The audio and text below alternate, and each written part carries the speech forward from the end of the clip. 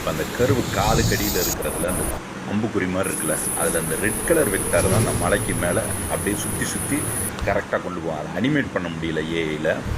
அது சுற்றி சுற்றி சுற்றி சுற்றி அந்த ரெட் கலர் வெக்டார் அந்த இதோட டேஞ்சென்ஷியலாக அலைன் ஆகி அந்த மவுண்டன் மேலே கொடுப்போம். அதே மாதிரி தான் கிரேடியன்ட் டிசென்ட் தலையில் இருக்கும்போது இப்படியே கீழே வரும். இப்போ இந்த கிரேடியன்ட் டிசென்ட்டோட டைரெக்ஷனல் டெரிவேட்டிவ் ஒரு சைடு மட்டும் இப்படி நம்ம பார்க்குறோம்.